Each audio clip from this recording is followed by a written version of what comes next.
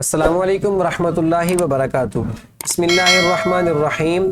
بچوں، ہم نے جو سبق پڑھا ہے ابھی غزوات نبوی صلی اللہ علیہ وسلم، اس کے اندر 3 جنگوں کا ذکر ہے، بدر، احد اور خندق۔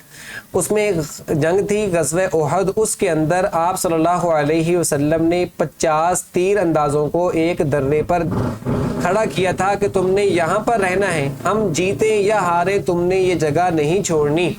تو ان کے سردار تھے عبداللہ بن جبیر رضی اللہ تعالیٰ عنہ۔ جب صحابہ کرام کو فتح ہوئی، کفار دم دبا کر بھاگ گئے، تو جب انہوں نے وہ بھاگ گئے تو صحابہ کرام مال غنیمت اکٹھا کرنے لگے، تو جو صحابہ کرام درے پر جمع تھے وہ بھی نیچے آنے لگے کہ ہم بھی اپنے صحابہ کرام کے ساتھ، اپنے ساتھیوں کے ساتھ مال غنیمت اکٹھا کروائیں۔ تو عبداللہ بن جبیر رضی اللہ تعالیٰ عنہ نے ان سے فرمایا کہ اللہ کے نبی نے منع کیا تھا، اس جگہ نہ چھوڑو۔ تو انہوں نے کہا کہ اللہ کے نبی نے منع کیا تھا کہ جب تک جنگ ختم نہ ہو جائے، اب جنگ ختم ہو گئی ہے تو کافر بھاگ گئے ہیں، تو اب جانے میں کوئی حرج نہیں ہے۔ تو 50 میں سے 40 صحابہ کرام وہاں سے نیچے آ گئے۔ تو کفار نے جب وہ جگہ خالی دیکھی، خالد بن ولید رضی اللہ تعالیٰ عنہ جو اس وقت مسلمان نہیں ہوئے تھے، ایک بڑے جنگجو تھے، بڑے سمجھدار تھے، انہوں نے وہ جگہ خالی دیکھی اور اس طرف سے آ کر جو ہے دوبارہ حملہ کر دیا۔ وہ صحابہ کرام بھی شہید ہو گئے اور ان کے ساتھ ساتھ 60 صحابہ کرام، ٹوٹل 70 صحابہ کرام شہید ہوئے، اور اللہ کے نبی صلی اللہ علیہ وسلم بھی اس جنگ کے اندر زخمی ہوئے۔ تو وہ ان صحابہ کرام کے حکم عدولی کی وجہ سے، اللہ کے نبی کی بات کو نہ ماننے کی وجہ سے یہ سارا معاملہ پیش آیا۔ تو بتانے کا مقصد یہ ہے کہ جو ان سے صحابہ کرام سے جو خطا ہوئی، وہ قرآن پاک کے اندر اللہ تبارک و تعالیٰ نے ان صحابہ کرام کو معاف کر دی ہے، لہٰذا اب ہمیں حق نہیں پہنچتا کہ ہم ان کے بارے میں کوئی رائے دیں، کوئی بات کہیں۔ وہ اللہ تبارک و تعالیٰ نے ان کی وہ خطا معاف کر دی جو غلط فہمی پر مبنی تھی۔ اب آتے ہیں مشق کو حل کرنے کی طرف۔ پہلے درست بیان پر صحیح کا نشان لگائیں۔ تو پہلا سوال یہ ہے، جس جنگ میں نبی کریم صلی اللہ علیہ وسلم نے شرکت کی اسے کیا کہتے ہیں؟ اس جنگ کو غزوہ کہتے ہیں، جس میں اللہ کے نبی شرکت خود کرتے ہیں بنفس نفیس۔ خندق کی چوڑائی کتنی تھی؟ خندق کی چوڑائی 15 فٹ تھی۔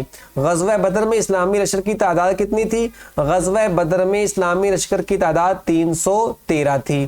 نبی اکرم صلی اللہ علیہ وسلم نے درے پر مقرر فرمایا کتنے تیر اندازوں کو؟ 50 تیر اندازوں کو۔ غزوہ خندق میں خندق کھودنے کا مشورہ کس صحابی نے دیا؟ حضرت سلمان فارسی رضی اللہ تعالیٰ عنہ۔ خالی جگہ پر کریں۔ حق کو باطل کے درمیان ہونے والا پہلا مارکہ ہے کون سا؟ غزوہ بدر۔ غزوہ بدر میں اللہ تعالیٰ نے آسمان سے فرشتے بھیج کر مسلمانوں کی مدد کی۔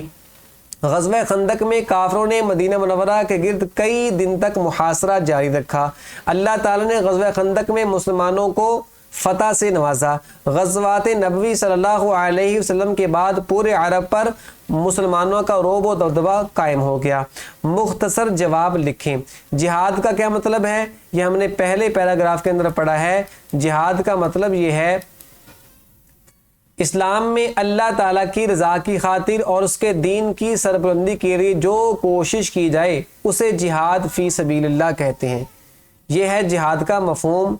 اور دوسرا سوال ہے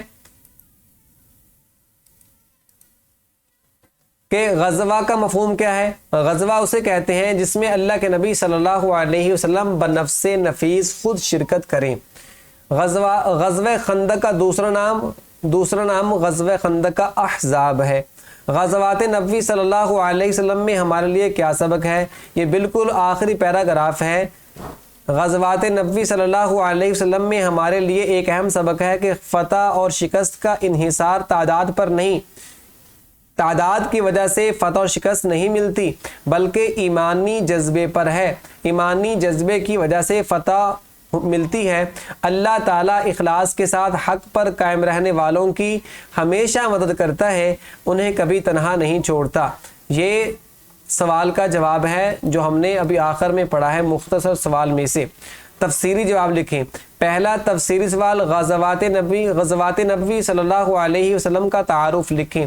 یہ پہلا پیراگراف سبق کا، یہاں سے غزوات نبوی صلی اللہ علیہ وسلم سے مراد وہ جنگیں ہیں یہاں سے لے کر یہاں تک ان غزوات میں کافروں نے اسلام کے خلاف اپنی تمام تر کوششیں صرف کیں۔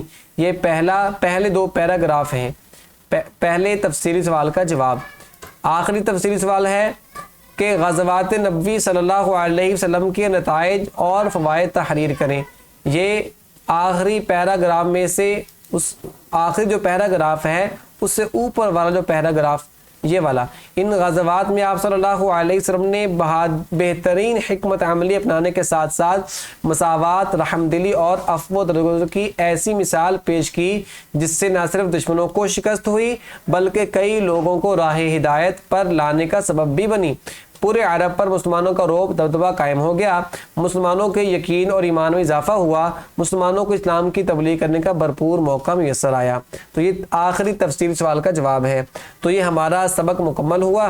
اللہ تبارک و تعالیٰ اپنی رحمت سے، اپنے فضل سے ہمیں محنت سے پڑھنے کی اور سبق کو یاد رکھنے کی، اور اس سبق سے جو ہمیں سبق ملتا ہے، حاصل ہوتا ہے، اس سبق کو یاد رکھنے کی اور سبق پر عمل کرنے کی توفیق عطا فرمائے۔